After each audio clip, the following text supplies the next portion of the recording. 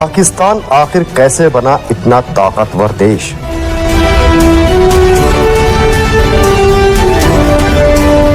और उसके पास ऐसी कौन कौन सी ताकत है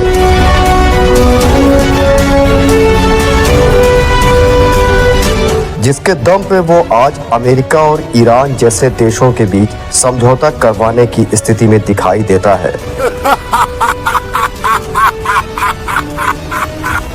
साथ ही ये भी समझेंगे कि आखिर पाकिस्तान के पास ऐसी कौन सी ताकत है जिसके दम पर वो बार बार भारत जैसे इतने शक्तिशाली देश से टकराने की हिम्मत करता है। And maintain high the honor and prestige of Pakistan as one of the greatest nations of the world. दोस्तों, दुनिया में कुछ देश ऐसे हैं जो अपनी अर्थव्यवस्था, टेक्नोलॉजी या जनसंख्या की वजह से ताकतवर कहलाते हैं, लेकिन कुछ देश ऐसे भी हैं जिनकी सबसे बड़ी पहचान उनकी सेना और युद्ध क्षमता बन जाती है। पाकिस्तान भी उन्हीं देशों में से एक है, जहां एक ऐसा देश जो बार बार राजनीतिक संकटों, आतंकवाद, आर्थिक गिरावट और अंतर्राष्ट्रीय दबावों से जूझता रहा, लेकिन इसके बावजूद आज भी दक्षिण एशिया की सबसे बड़ी सैन्य शक्तियों में गिना जाता है। पाकिस्तान की सीमाएं भारत, चीन, अफगानिस्तान और ईरान जैसे बेहद अहम देशों से जुड़ी हुई है और यही लोकेशन उसे दुनिया की सबसे संवेदनशील ज्योग्राफिकल पोजीशन में खड़ा करती है। 1947 में जब पाकिस्तान बना था, तब उसके पास न मजबूत अर्थव्यवस्था थी, न भारी उद्योग, न आधुनिक हथियार और न ही कोई स्थिर व्यवस्था। लेकिन कुछ ही दशकों में वही पाकिस्तान परमाणु हथियारों वाला देश बन गया। आज पाकिस्तान के पास दुनिया की बड़ी सेनाओं में से एक मौजूद है। आधुनिक मिसाइल सिस्टम है, परमाणु हथियार है, चीन जैसा शक्तिशाली सहयोगी है और ऐसी सेना है जिसने दशकों तक युद्ध और संघर्षों का अनुभव हासिल किया है। लेकिन सवाल यह है कि आखिर पाकिस्तान इतना ताकतवर बना कैसे? कैसे एक आर्थिक रूप से कमजोर देश आज भी भारत जैसे विशाल देश को लगातार चुनौती देता रहा है? और क्या आने वाले समय में पाकिस्तान अपनी ताकत को और बढ़ा पाएगा? इसी कड़ी में आज हम विस्तार से समझेंगे पाकिस्तान कैसे बना इतना ताकतवर देश। पाकिस्तान की ताकत की जड़ें कहाँ हैं? 1947 में भारत के विभाजन के साथ पाकिस्तान का जन्म हुआ, लेकिन जन्म के समय पाकिस्तान की हालत बेहद कमजोर थी। उसके पास सीमित संसाधन थे, उद्योग लगभग न के बराबर थे और न सेना भी पूरी तरह व्यवस्थित थी। भारत के मुकाबले पाकिस्तान आर्थिक और सैन्य दोनों मामलों में काफी पीछे था, लेकिन पाकिस्तान की शुरुआत से ही एक सोच थी, सुरक्षा ही अस्तित्व है। भारत के साथ कश्मीर विवाद ने पाकिस्तान को शुरू से ही रक्षा केंद्रित राष्ट्र बना दिया। यही कारण था कि पाकिस्तान ने अपने शुरुआती वर्षों से ही सेना को सबसे ज्यादा महत्व दिया। 1950 के दशक में पाकिस्तान ने अमेरिका के साथ सैन्य गठबंधन शुरू किया। सीटो और सेंटो जैसी संधियों के जरिए पाकिस्तान को अमेरिकी हथियार, ट्रेनिंग और आर्थिक सहायता मिलने लगी और पाकिस्तान उसकी रणनीति का अहम हिस्सा बन गया। इसी दौरान पाकिस्तान ने अपनी सेना को आधुनिक बनाना शुरू किया। अमेरिकी टैंक, लड़ाकू विमान और आधुनिक हथियार पाकिस्तान की सेना में शामिल होने लगे। इसके बाद भारत के साथ हुए 1948, 1965 और 1971 के युद्धों में पाकिस्तान की सेना को बेहद अनुभवी बना दिया। लगातार युद्धों और सीमा तनाव ने पाकिस्तान को ऐसा देश बना दिया जहां सेना सिर्फ सुरक्षा बल ही नहीं रही, बल्कि राष्ट्रीय पहचान का हिस्सा बन गई। पार्ट 2, सेना का बढ़ता दबदबा। पाकिस्तान की सबसे बड़ी ताकत उसकी सेना है। दुनिया के बहुत कम देशों में सेना का प्रभाव इतना ज्यादा देखने को मिलता है जितना पाकिस्तान में दिखाई देता है। पाकिस्तान में अब तक कई बार सैन्य तख्ता पलट हो चुके हैं। जनरल अयूब खान, जनरल जियाउल हक और जनरल परवेज मुशर्रफ जैसे सैन्य शासकों ने सीधे देश पर शासन किया, लेकिन इन सैन्य शासकों के दौर में पाकिस्तान की सेना ने सिर्फ हथियार ही नहीं बढ़ाए, बल्कि देश की राजनीति, अर्थव्यवस्था, उद्योग और विदेश नीति पर भी अपनी पकड़ मजबूत कर ली। आज पाकिस्तान में सेना सिर्फ बॉर्डर की रक्षा नहीं करती, बल्कि कई बड़े उद्योग, real estate project, banking network और व्यापारिक संसाधनों पर भी उसका प्रभाव माना जाता है। पाकिस्तान आर्मी को वहाँ सिर्फ एक सैन्य संस्था नहीं, बल्कि स्टेट विद इन स्टेट यानी राज्य के भीतर एक और राज्य कहा जाता है। जब भी पाकिस्तान में राजनीतिक संकट आता है, जनता का एक बड़ा वर्ग सेना को स्थिरता का प्रतीक मानता है। यही कारण है कि पाकिस्तान की ताकत का सबसे बड़ा आधार उसकी सेना ही है। पार्ट 3, पाकिस्तान का परमाणु ताकत बनने का सफर। 1971 का युद्ध पाकिस्तान के इतिहास का सबसे बड़ा झटका था। इसी युद्ध में पूर्वी पाकिस्तान अलग होकर बांग्लादेश बन गया। इस हार ने पाकिस्तान को अंदर तक हिला दिया।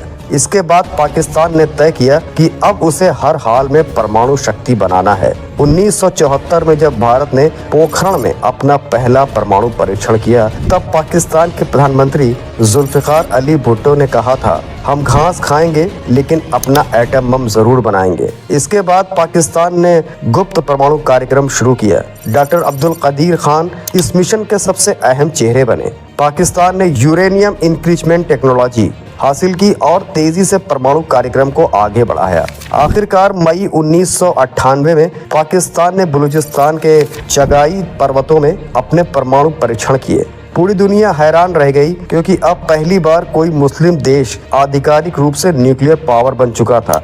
आज पाकिस्तान के पास अनुमानित 170 से अधिक परमाणु वॉरहेड्स मौजूद है और यही उसकी सबसे बड़ी रणनीतिक ताकत मानी जाती है। पार्ट 4, पाकिस्तान की मिसाइल ताकत। पाकिस्तान ने सिर्फ परमाणु हथियार ही नहीं बनाए बल्कि उन्हें पहुंचाने के लिए आधुनिक मिसाइल सिस्टम भी तैयार किए। आज पाकिस्तान के पास छोटी दूरी से लेकर लंबी दूरी तक की कई बैलिस्टिक और क्रूज मिसाइलें मौजूद हैं। शाहीन सीरीज पाकिस्तान की सबसे खतरनाक बैलिस्टिक मिसाइलों में गिनी जाती है। इसकी अलग अलग वेरिएंट भारत के कई बड़े शहरों तक पहुंचने की क्षमता रखते हैं। गौरी मिसाइल लगभग 1500 किलोमीटर तक मार कर सकती है, जबकि शाहीन थर्ड की रेंज लगभग 2750 किलोमीटर तक बताई जाती है। इसके अलावा नसर मिसाइल पाकिस्तान की टैक्टिकल न्यूक्लियर का हिस्सा है। इसे छोटे युद्ध क्षेत्र में इस्तेमाल करने के लिए तैयार किया गया है। बाबर क्रूज मिसाइल पाकिस्तान की ऐसी मिसाइल है जिसे जमीन, समुद्र और कुछ प्लेटफॉर्म से लॉन्च किया जा सकता है। इन मिसाइलों का सबसे बड़ा उद्देश्य सिर्फ हमला करना ही नहीं बल्कि दुश्मनों पर रणनीतिक दबाव बनाए रखना है। यही वजह है कि पाकिस्तान अपनी मिसाइल ताकत को लगातार आधुनिक बना रहा है। पार्ट 5, पाकिस्तान एयरफोर्स की कितनी ताकत है।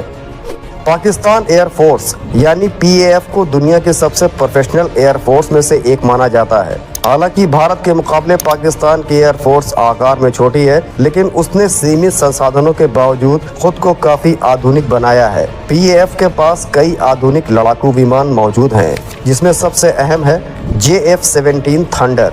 ये विमान पाकिस्तान और चीन ने मिलकर विकसित किया है। JF-17 ब्लॉक थर्ड को पाकिस्तान अब 4.5 जनरेशन फाइटर के रूप में प्रमोट कर रहा है, जिसमें ऐसा रडार, आधुनिक एवियनिक्स और आधुनिक मिसाइल सिस्टम शामिल है। इसके अलावा पाकिस्तान के पास अमेरिकी F-16 फाइटर फॉल्कॉन भी मौजूद है, जिन्हें उसकी एयरफोर्स की रीढ़ माना जाता है। हाल के वर्षों में पाकिस्तान ने चीन से अत्याधुनिक J-10C लड़ाकू विमान भी शामिल किए हैं। J-10C को चीन के सबसे आधुनिक 4.5 जनरेशन फाइटर जेट्स में गिना जाता है, जिसमें ऐसा रडार, लंबी दूरी की PL-15 air to air missile और आधुनिक इलेक्ट्रॉनिक वॉरफेयर सिस्टम लगाए गए हैं। पाकिस्तान ने इन विमानों को अपनी एयरफोर्स की स्ट्राइक और एयर सुपीरियरिटी क्षमता बढ़ाने के लिए शामिल किया है। वहीं डिज़ॉल्ट मिराज थर्ड और डिज़ॉल्ट मिराज 5 जैसे पुरानी फ्रांसीसी जेट्स को भी पाकिस्तान ने अपग्रेड करके अभी तक सेवा में रखा हुआ है। PAF की सबसे बड़ी ताकत उसका ट्रेनिंग स्टैंडर्ड माना जाता है। पाकिस्तान अपने पायलट्स की ट्रेनिंग और कॉम्बैट रेडीनेस पर बहुत ज़्यादा ध्यान देता है। इसी कारण पाकिस्तान एयरफोर्स कई बार अंतर्राष्ट्रीय सैन्य अभ्यासों में से अपनी क्षमता दिखा चुकी है। पार्ट 6, पाकिस्तान की नौसेना और समुद्री रणनीति। पहले पाकिस्तान की नौसेना को ज्यादा ताकतवर नहीं माना जाता था, लेकिन अब स्थिति तेजी से बदल रही है। पाकिस्तान नेवी का सबसे बड़ा रणनीतिक केंद्र है ग्वादर पोर्ट। ये बंदरगाह चीन के बेल्ट एंड रोड और चाइना पाकिस्तान इकोनॉमिक कॉरिडोर का बेहद अहम हिस्सा है। चीन ने पाकिस्तान को आधुनिक frigates, air defence system, missile technology और नई सबमरीन उपलब्ध कराई है। पाकिस्तान अब अपनी नौसेना को हिंद महासागर में मजबूत बनाने की कोशिश कर रहा है। भविष्य में पाकिस्तान अपनी नेवी में नई टाइप 039 सबमरीन्स और लॉन्ग रेंज मैरीटाइम ड्रोन्स जोड़ने की तैयारी कर रहा है। इसके अलावा पाकिस्तान सी बेस्ड न्यूक्लियर कैपेबिलिटी पर भी काम कर रहा है। ताकि समुद्र से भी परमाणु जवाबी हमला किया जा सके। यानी पाकिस्तान अब सिर्फ जमीन और हवा में ही नहीं बल्कि समुद्र में भी अपनी ताकत बढ़ा रहा है। पार्ट 7, चीन से दोस्ती और बदलती विश्व राजनीति। आज पाकिस्तान और चीन का रिश्ता आयरन ब्रदरहुड कहलाता है। चीन पाकिस्तान का सबसे बड़ा रणनीतिक सहयोगी बन चुका है। चीन ने पाकिस्तान को आधुनिक हथियार, टेक्नोलॉजी, इंफ्रास्ट्रक्चर और अरबों डॉलर का निवेश दिया है। चाइना पाकिस्तान इकोनॉमिक कॉरिडोर यानी CPEC पाकिस्तान के लिए गेम चेंजर माना जाता है। चीन पाकिस्तान को सिर्फ आर्थिक मदद ही नहीं देता बल्कि उसकी सैन्य ताकत बढ़ाने में भी अहम भूमिका निभाता है। वहीं दूसरी तरफ अमेरिका और पाकिस्तान के रिश्ते पहले जैसे मजबूत नहीं रहे। अफगानिस्तान युद्ध के बाद दोनों देशों के बीच दूरी बढ़ी। अब पाकिस्तान रूस, तुर्की, कतर और ईरान जैसे देशों के साथ भी संबंध मजबूत करने की कोशिश कर रहा है। यानी पाकिस्तान अब खुद को सिर्फ एक अमेरिकी सहयोगी नहीं बल्कि बहुध्रुवी दुनिया में एक स्वतंत्र रणनीतिक शक्ति के रूप में पेश करना चाहता है। पार्ट 8, साइबर पावर और प्रॉक्सी स्ट्रेटेजी। आधुनिक युद्ध सिर्फ टैंकों और मिसाइलों से नहीं लड़े जाते। आज साइबर वॉरफेयर और इंटेलिजेंस ऑपरेशंस भी बेहद महत्वपूर्ण बन चुके हैं। पाकिस्तान ने पिछले कुछ वर्षों में साइबर कैपेबिलिटी पर भी तेजी से काम किया है। उसकी खुफिया एजेंसी ISI दुनिया की सबसे चर्चित एजेंसी में गिनी जाती है। अफगानिस्तान, कश्मीर और पश्चिमी एशिया में पाकिस्तान के प्रॉक्सी नेटवर्क को अक्सर अंतर्राष्ट्रीय बहसों में जोड़ा जाता है। यही रणनीति पाकिस्तान को सीधे बड़े युद्ध से बचते हुए भी अपने विरोधियों पर दबाव बनाने की क्षमता देती है। इसके अलावा पाकिस्तान अब ड्रोन वॉरफेयर और इलेक्ट्रॉनिक वॉरफेयर सिस्टम पर भी तेजी से निवेश कर रहा है। शाफर 2 और बुराक जैसे ड्रोन निगरानी और सीमित हमलों के लिए इस्तेमाल किए जा सकते हैं। पार्ट 9, आर्थिक संकट के बावजूद ताकत कैसे बरकरार है। पाकिस्तान की अर्थव्यवस्था लंबे समय से संकटों से जूझ रही है। महंगाई, बेरोजगारी, IMF के कर्ज और राजनीतिक अस्थिरता उसके सामने बड़ी चुनौतियां हैं। लेकिन इसके बावजूद पाकिस्तान हर साल अपने बजट का हिस्सा रक्षा क्षेत्र पर खर्च करता है, क्योंकि पाकिस्तान में सेना को सिर्फ डिफेंस फोर्स नहीं बल्कि नेशनल आइडेंटिटी माना जाता है। जब देश में राजनीतिक अस्थिरता पड़ती है तब सेना को राष्ट्र रक्षक के रूप में प्रस्तुत किया जाता है।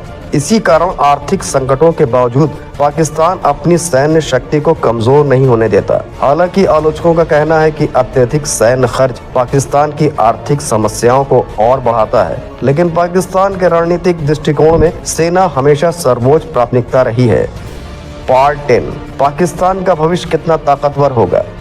2026 तक पाकिस्तान के पास लगभग 6.5 लाख एक्टिव सोल्जर्स, लाखों रिजर्व ट्रूप्स, हजारों टैंक, सैकड़ों लड़ाकू विमान, आधुनिक मिसाइल सिस्टम और 170 से अधिक परमाणु वॉरहेड्स मौजूद माने जाते हैं। इसके अलावा पाकिस्तान तेजी से drone technology, missile command, space program और आर्टिफिशियल इंटेलिजेंस आधारित वॉरफेयर सिस्टम पर भी काम कर रहा है। लेकिन पाकिस्तान के सामने चुनौतियां भी कम नहीं है। आर्थिक संकट, आतंकवाद, राजनीतिक अस्थिरता और बढ़ता अंतर्राष्ट्रीय दबाव उसके भविष्य को कठिन बना सकते हैं। आज पाकिस्तान एक विरोधाभास बन चुका है। एक तरफ आर्थिक कमजोरी, दूसरी तरफ परमाणु शक्ति, एक तरफ आंतरिक अस्थिरता, दूसरी तरफ शक्तिशाली सेना। लेकिन इसमें कोई शक नहीं कि पाकिस्तान ने सीमित संसाधनों के बावजूद दुनिया को दिखा दिया कि रणनीतिक लोकेशन, सैन्य फोकस और दृढ़ संकल्प किसी भी देश को बड़ी ताकत बना सकते हैं। अब सबसे बड़ा सवाल यही है, क्या आने वाले वर्षों में पाकिस्तान अपनी ताकत को स्थिरता और विकास के लिए इस्तेमाल करेगा या फिर दक्षिण एशिया में तनाव और बढ़ेगा। और सबसे बड़ा सवाल आपसे, क्या साल 2050 तक पाकिस्तान इंडिया के बराबर या उससे अधिक ताकतवर बन पाएगा या फिर ये सिर्फ एक सपना बनकर रह जाएगा। अगर ये वीडियो पसंद आया तो लाइक करें और बेल आइकन जरूर दबाएं और हमारे चैनल को आपकी बदौलत बड़ा बनाने के लिए अभी सब्सक्राइब करें ताकि हम आपके लिए ऐसे ही वीडियोस लाते रहें। फिर मिलेंगे अगले वीडियो में।